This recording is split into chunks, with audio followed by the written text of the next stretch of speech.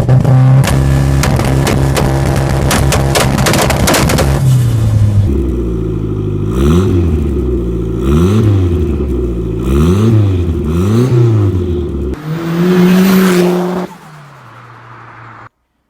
finally, the drop links have turned up from Germany. Went with the Mailer HD version again, heavy duty. I told you in the last video why I like these the most. Come with 4-year warranty. Extra large ball joints. You can see these are the steel ones with the plastic inserts. You can see that they've got the flange nuts. If you can show in comparison, this is a stock drop link. You can see how superior this drop link is to that, which is why I would never use the plastic ones. I always take them off. It's not so much the plastic, because the plastic is actually strong. It's just that the fact that the ball joints are tiny.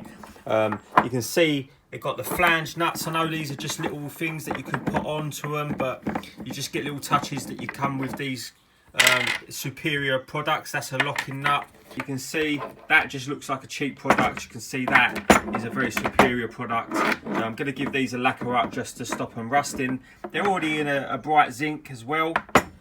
Right, so it's about time we get these calipers on and discs on so we can get the wheels on and get it rolling. So just a quick refresh over these calipers. They're a GM item. They're from an Astra VXR Mark 5 and they are 321mm for the discs.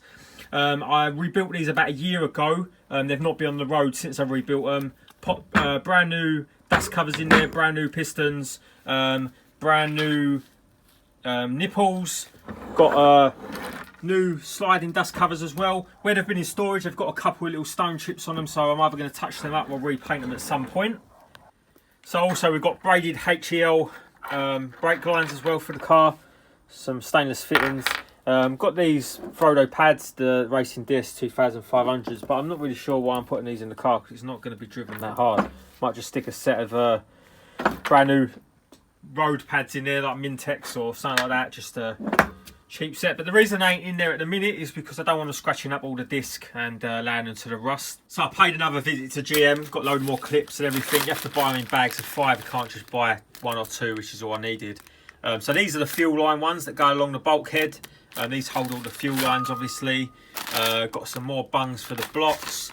Got some brand new side skirt clips. Every time you take these things off, they break, so you have to replace them. So yeah, I always buy big packs of them. About 20 in there. A couple of gaskets that I bought. These are the clips for the brake lines as well, going along the bulkhead, same sort of thing. There is a single clip there. That one's for the clutch. For some reason they didn't put that in a packet, but that one's for the clutch to the bulkhead. That's really all I need.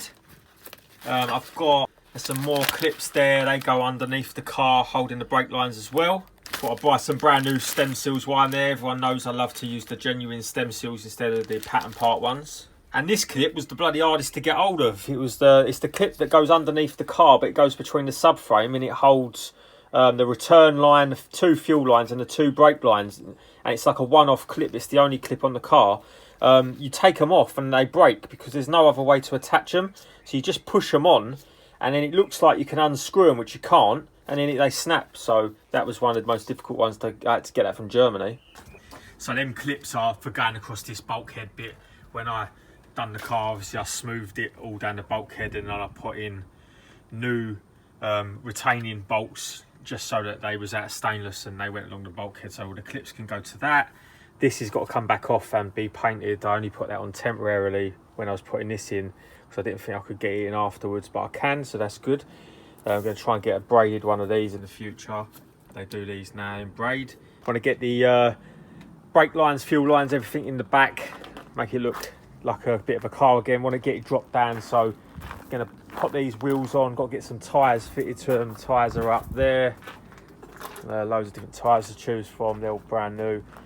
So anyone out there that's got OPC models or GSIs in the Astra, do these have turbo down them? My Safira has turbo along here. I didn't know if these Vauxhall was original. Also, you can see what I'm doing to the brake lines and the fuel lines. These are all going to be painted up like this, so they'll be like brand new. I can't wait to get them along the bulkhead. Their contrast good against the red. So I've just fitted the brakes on the car. You can see how fresh they're looking. Left the pads out the brakes so that they don't scratch up the discs. Discs got protective coating on them at the minute, so they roll nice and freely. Put the drop links on as well. You can hear the drop links. all looking good. So suspension's looking, well, it is brand new, but it looks brand new as well. Got the braided brake lines on the back with the stainless nipples on the caliper. So the whole setup is now looking superb. I think it's looking really good.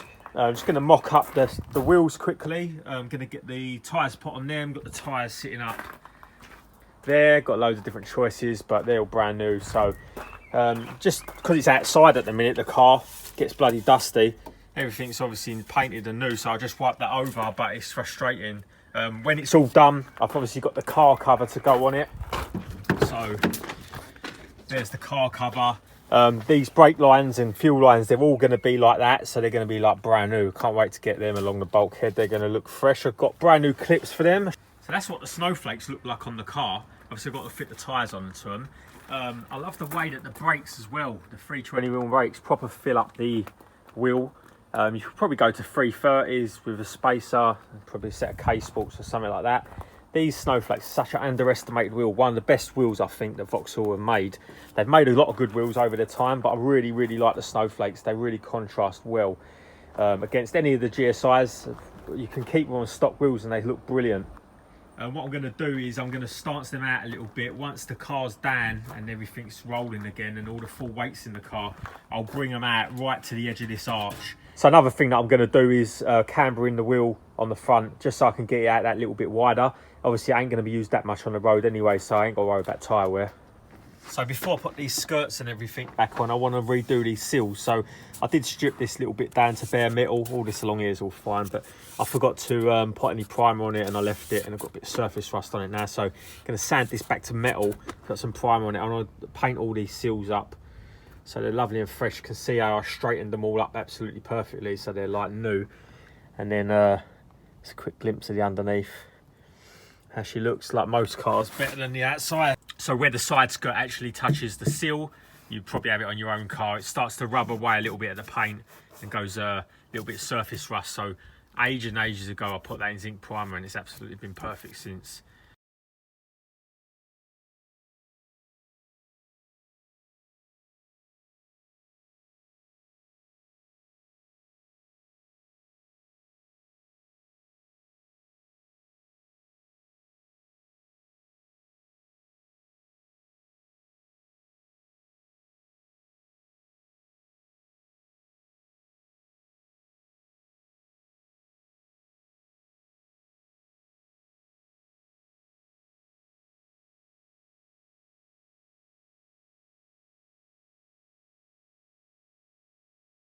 Right, so all the sills now properly sanded down, you see all back to fresh metal, and I've straightened them all out. So they look like brand new again, so they ain't all bent and twisted up from poor jacking up in the past.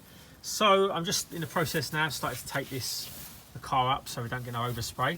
Then I'm going to put some epoxy primer along the sills so they never rot again.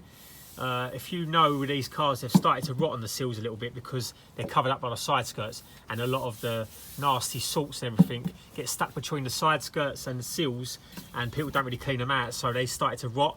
So doing this to it is going to protect it for a lot of years. You can see how solid they are, they don't need repairing at all. Right, so we've got the whole sill now in epoxy primer. I've taped up all the bodywork and obviously untaped it now. So all that sill now is protected. You can see it's almost like a factory finish, and all the sills all straightened up. No more jacking off of these sills.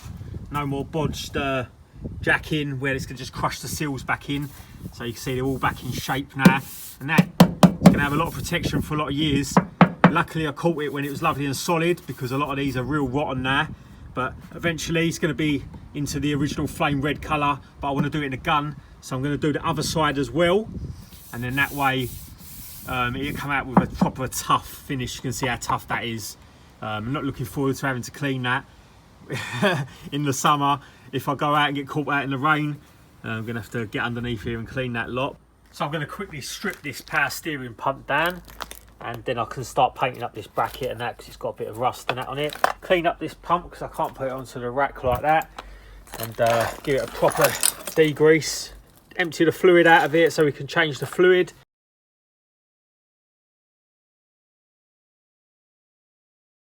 So that's the before.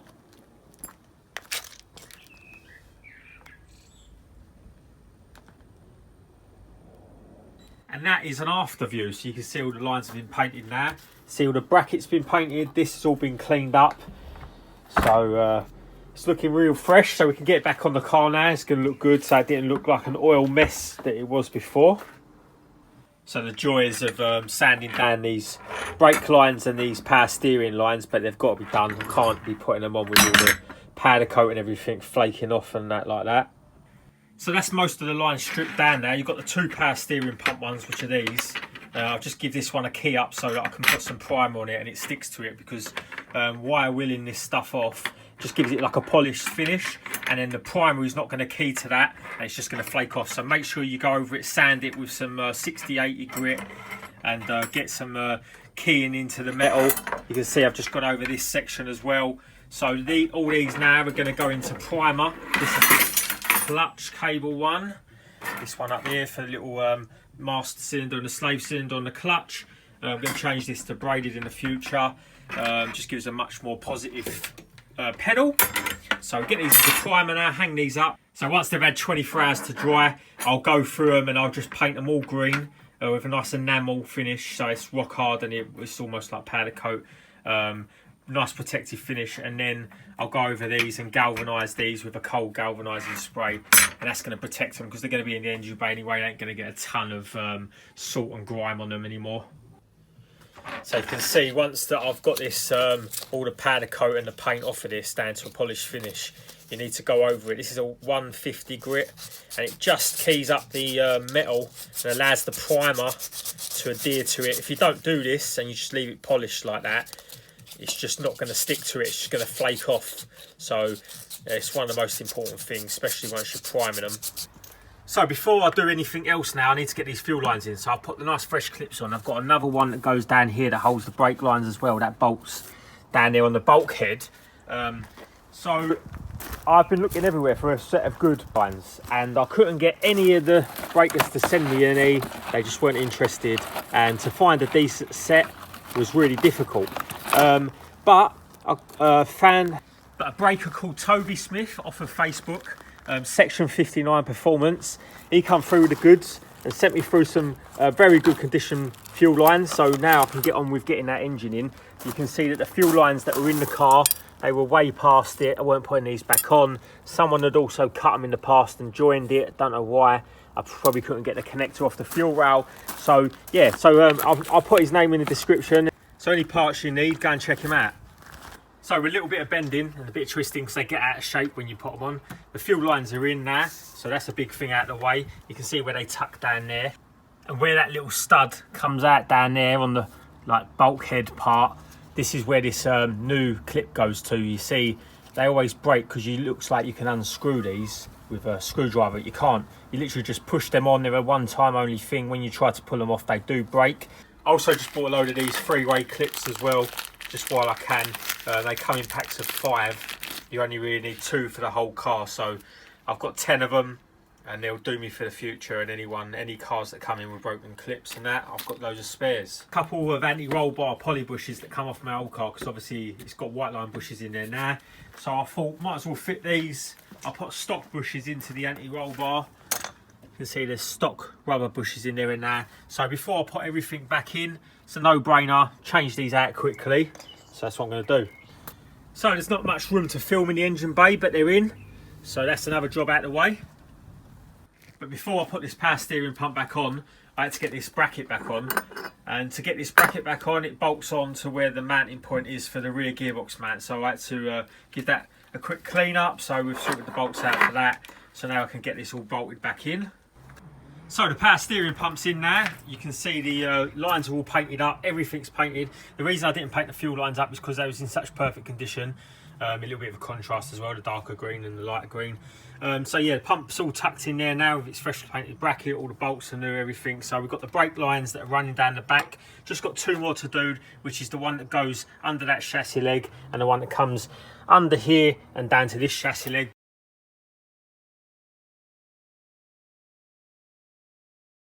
Right, it's about time that I dig this engine out of here. It's been in here for a long time, and I'm going to give it a once over. I'm going to rip this gearbox off quickly, put it back on the engine stand, because you can see it's been sitting. I built this engine about 3 years ago now, so It's filthy where it's been in the garage. I've got loads and loads of engine blocks I could build up. So I'm going to check this one over, see if it's good enough to go in.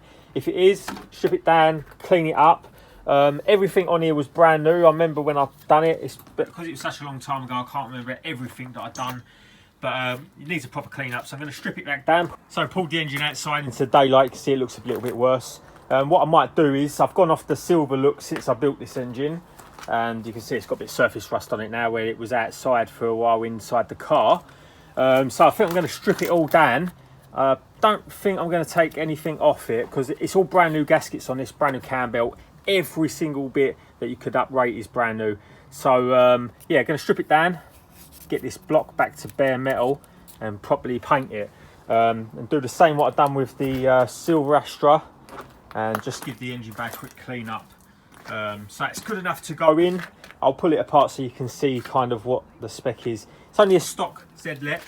I've got plenty of engines I could build up for Fords if I wanted to in the future, but this was only going to be like a 290 horsepower engine. It's no race car, but 290 horsepower in these cars, still a nice drivable car.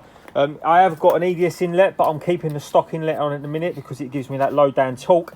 Everything about drivability. Obviously this is a show car, but I just want it to look good, sound good, and have a little bit of power. Good old engine crane. This thing's done me a service over the years, so just going to whip this gearbox off now. Most of the bolts are out, there's just 2 left on there. I had to jack it up because you've got to get to the ones at the bottom. See here on the sump, go onto the back, so pull them out now. Right, so the gearbox is off now. You can see on there's a brand new C20 let clutch. Going to pull that off quickly, just make sure it's all right, everything's sticky, not sticky because it hasn't been used about 3 years, so I don't want it to go on and not be engaging. See, like, got a brand new slave cylinder and everything in there as well. As I'm taking this apart, I'm realising the bits that I put in it I couldn't remember because I've built so many engines in the past. So this is the clutch I just pulled out of the car. So this is a Luck clutch, but it's a C20 let clutch. Now, if you're familiar with the Z20 lets, you'll realise that this is off the 4-wheel drive F28 gearbox. And the reason that these are better than the F23 Z20 let clutches is because they have a higher clamping load, obviously due to the 4-wheel drive transmission. You see this is brand new, but I wanted to pull it off because obviously when you put them on, you have to take off the protective coating, and over the years where it hasn't been driven at all, that hasn't, the little surface rust bits, you can see them. So I'm going to give that a quick scuff over just to make sure we've got no bits of rust, because you don't want that ripping up your pad. You can see it attaches itself to there, so a bit of brake cleaner, that'd be sweet. So I'm just going over the car quickly with a buffer just to see how the paintwork comes up again. Obviously it ain't been washed or cleaned for so long, but it's actually coming out quite nice. This car's going to be painted at some point, but until then I'm going to make do with the paint it's got on it now. You can see I've just compounded it, a little bit of polish on there, and it's coming up nice and red instead of flame pink like most of them. But yeah, it does need a proper going over, and then it's going to get painted maybe the end of summer, over the winter. You see it's a bit pink still. I'm just going to buff this section up here. You can see I'm just polishing this up, and you get a nice shine on it. So this is the section that's been done already. So just test fitted one of the snowflakes, and I remember all the work that I've done up in these arches over the other winters. So you can see these have already been done, and all underneath has already been done as well. So just test fitting them. Got a little bit of painting to do. It's coming up nice. I'm really looking forward to this car, to drive it. Never driven this car since I've had it, just been restoring it. Just whip the side skirt on quickly just to see how it looks again. I can't even remember, it's been apart for so long. When the sun shines in the engine bay, really, that paint really shines. So you've got to love flame red when the old paint gets a bit of sun on it. See, it goes different colours, so you can see a bit dark, goes orangey. It's a really nice colour. One of my favourite reds. I've had red RS turbos and in Rosso and Radiant red, but I like this flame red. As you can see, it sort of goes orange in different lights and stuff.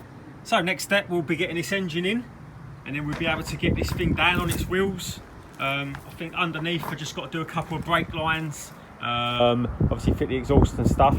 So you can see I've got a few things to address still under here. The fuel lines are through now. You can see how clean they are, no rust or nothing on them. I'm really happy with them ones.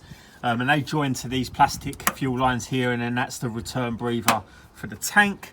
We've got the brake lines coming through here now, and then everything there, so that and that, these 3 lines here will attach to this side of the clip, and that just pushes into the stud on the bottom of the floor pan like that, and then that goes to the floor. There is another one up here at the bulkhead, and then you can see here, I haven't put this mounting yet because I've got these fresh brand new plates to go to the back of the floor pan, but you can see I haven't bolted them in yet because the fuel lines and all the brake lines go underneath there. So once I sorted that out, then I'll get all this on bolted down, and the subframe's pretty much finished. You can see how nice it's come out in that powder coated black. So I've decided, instead of putting the engine back onto the engine stand, I don't want to take this flywheel off because all the bolts have all been Loctited. These are all brand new bolts as well, so I don't want to stretch them and unstretch them, and they've all been torqued up nicely. And I haven't got no spacers that space it to the block. Now you can see the problem. Obviously this just comes too far away with this sort of flywheel, so I'm going to leave it hanging on the engine crane because I only got to do some painting. So I'm going to go over this now with a wire brush, get rid of all the tape and that's on there, protects any of the holes, get this engine looking fresh because it can't go in there as dirty as this. But you can see inside the engine how it's never been run up, it's never had no oil or nothing put in it. It's all fresh. The head had all been deep cleaned and steam cleaned. Even the cam lobes and everything were polished. It was all done with genuine GM parts. As I say, I've built loads of engines since, so it's quite difficult for me to remember. Also, brand new cam belt kit on it. So as I say, this engine's never been run, never even compression tested it. So when it gets in the car, I'll do a quick compression test. You can see, just painted up the pulleys, didn't even realise I'd done that, but yeah, painted up the pulleys. Brand new cam belt, never been run. You can see brand new cam belt kit in there. This back cam belt cover as well, that's all brand new because they crack. I was meaning to get the two outer ones, which I will get. You can see they're a little bit chewed up, but they're still alright, but I just want it to be as fresh as possible. So join me on the next episode when this engine should be in this engine bay. So I'm going to obviously give it a clean up, show you everything, how I'm going to clean it up, what sort of paint and that I'm going to use. I know you guys like to see the progress, get that nice ranky old block, but I just thought I'd give you an update of what's going on with the car because I haven't updated for a little while. I've been doing a lot of projects in between. I've got the RS I've got to do for a show coming up, so I've got paint the interior in that, and then this in afterwards. So yeah, keep watching.